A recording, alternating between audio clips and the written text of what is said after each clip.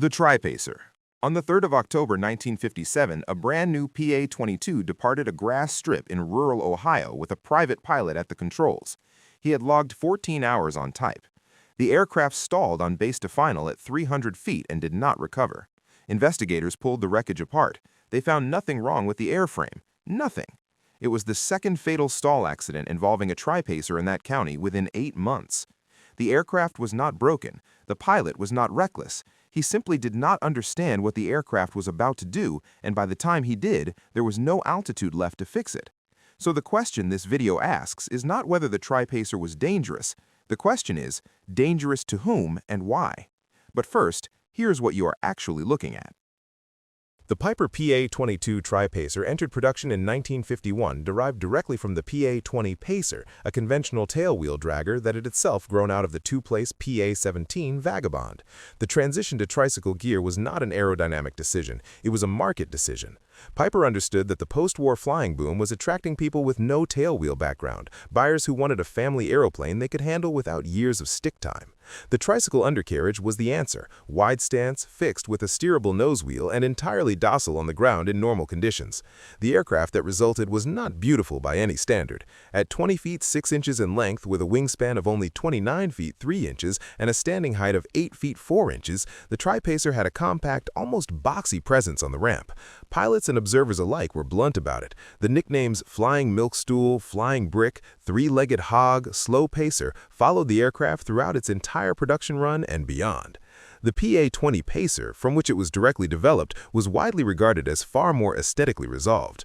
What the nose gear gave in ground accessibility, it took away in visual proportion. The airframe itself was conventional for its era. Piper built the Tri-Pacer the same way it built the Cub and Super Cub, welded steel tube fuselage covered in fabric with an aluminum frame wing similarly covered. It was light, repairable, and structurally strong. The strut-braced high wing carried the fuel, 36-gallon standard with 44-gallon tanks available after 1955, and the positioning gave the aircraft genuine short-field capability, with a published takeoff distance of 1,120 feet and a landing roll of just 650 feet. Engine fitment changed across the production run. The earliest Tri-Pacers used the Likemp4 O290D at 125 horsepower. That was upgraded to the 135 horsepower D2 variant partway through the second year. By 1955, Piper moved to the Likemp4 O320A1A1 at 150 horsepower, and from 1958, the 160 horsepower O320B2A2 was offered as an option, bringing a measurable improvement in useful load. A retrofit STC existed for the 160 horsepower unit, and experienced owners consistently regarded the upgrade as worthwhile, particularly for operations at higher density altitudes. The wing is what anchors this entire review to the core question. A wingspan of 29 feet 3 inches on an aircraft with a maximum takeoff weight of 2,000 pounds is not generous. The wing loading is not extreme by modern standards, but in the context of a 4-seat aircraft marketed to low-experienced pilots in the early 1950s, the small wing area had a consequence, a stall speed of 43 knots. That number by itself is not alarming. What it meant for the traffic pattern and for pilots who did not fly precise approaches would become the defining characteristic of the Tri-Pacer's safety record. Entry into the Tri-Pacer was not graceful. Despite 2 doors, one on the right front for the forward seats, a second on the left rear for passengers, the aircraft's tall, fixed undercarriage made the climb in awkward. The doors themselves were constrained in size by the underlying steel tube structure, which meant a narrow opening relative to the cabin space within. For pilots transitioning from low-wing aircraft with wide doors, the Tri-Pacer required a deliberate and slightly undignified boarding process. This never changed across the production run. Once inside, the picture improved. The cabin was genuinely wide for a light aircraft of that period, wide enough for side-by-side seating in the front with real shoulder room, provided both occupants were of moderate build. The rear bench accommodated 2 passengers, though the qualification made by owners across decades was consistent.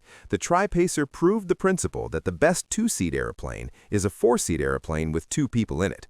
The rear seat was suitable for children or baggage on longer flights. 4 adults at gross weight was possible, particularly in the 150 and 160 horsepower variants, but the margin was narrow. Cockpit ergonomics were straightforward by the standards of the era. Visibility from the high-wing platform was good forward and laterally, a genuine operational advantage for circuit work and sightseeing. The blind spot directly below and aft of the wing root was present, as on any high-wing design, but pilots adapted to this without difficulty. Noise levels were high throughout, and operators universally recommended good headsets and an intercom as essential fitment rather than optional additions. The control arrangement carried one distinctive feature, an aileron-rudder interconnect that allowed the aircraft to be flown in coordinated turns using either feet alone on the rudder pedals or hands alone on the control column, with the interconnect handling the coupling automatically.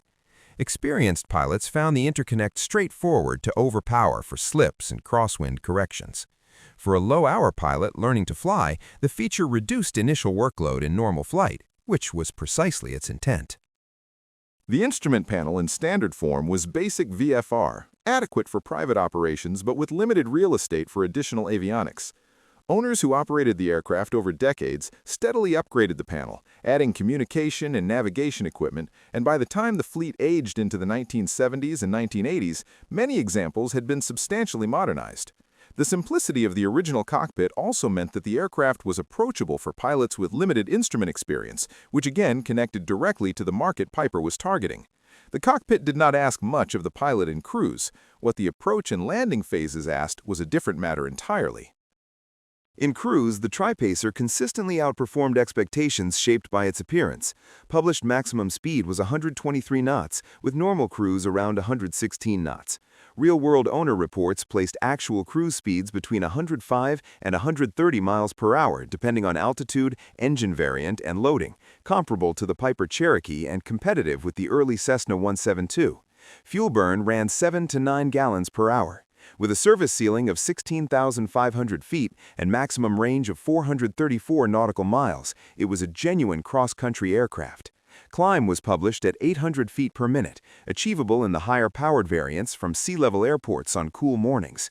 The 0290 models degraded noticeably above 6,000 feet, and operators in mountainous terrain found the 150 and 160 horsepower variants significantly more capable. Short-field performance was a genuine strength.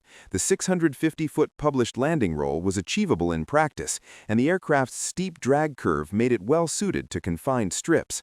The generous 10-inch CG range made it almost impossible to load to an unacceptable position, though overgrossing remained straightforwardly possible. The approach and landing phase is where the aircraft's reputation was made. Getting slow on final produced sink rates as high as 2,000 feet per minute. The correct technique was unambiguous, 68 to 70 miles per hour on downwind, base, and final, with power carried to the threshold. Pilots who flew to that number reported smooth, controllable arrivals. Those who didn't encountered a sink rate that left them short of the runway. The stall behavior was deceptive. The Tri-Pacer would not stall in the classic sense, it simply descended, hard and fast. It was not vicious, it was unforgiving of inattention at low speed, flown during the 1950s by a generation of new pilots with limited total time and no prior experience of an aircraft that behaved this way on approach. On the ground, the short fuselage and narrow undercarriage track created nervous handling in wind. Sharp turns at speed could produce a tip-over tendency, and the high wing acted as a significant weather vane in crosswind conditions. In calm conditions, the aircraft was docile. In wind, it demanded attention. Against these characteristics, the Tri-Pacer offered compelling ownership economics. Purchase prices of $15,000 to $20,000 made it the most affordable four-seat tricycle gear aircraft available. Maintenance was straightforward. Parts availability remained strong, and owners flying 80 hours per year reported all-in costs of $60 to $72 per hour, remarkable for equivalent capability. The safety record does not condemn the aircraft, it describes a mismatch. Over 7,600 examples were built between 1951 and 1960, entering service with a rapidly growing post-war pilot population often inadequately trained for energy management at low altitude. Accidents occurred predominantly in the traffic pattern involving stall or high sink rate on final and predominantly involved pilots with limited total time. The wing strut corrosion addressed by AD 93-10-6 was a real structural concern, but manageable and usually complied with before an aircraft changed hands. Whether the Tri-Pacer was forgiving or dangerous came down to one variable: whether the pilot understood what it would do if approach speed decayed. Experienced pilots who knew that number reported a stable, predictable, economical, and capable aircraft. Those who didn't are the ones who appear in the accident reports. Thanks for watching. If you enjoyed it, please like, subscribe, and hit the notification bell so you're first to know when the next one lands.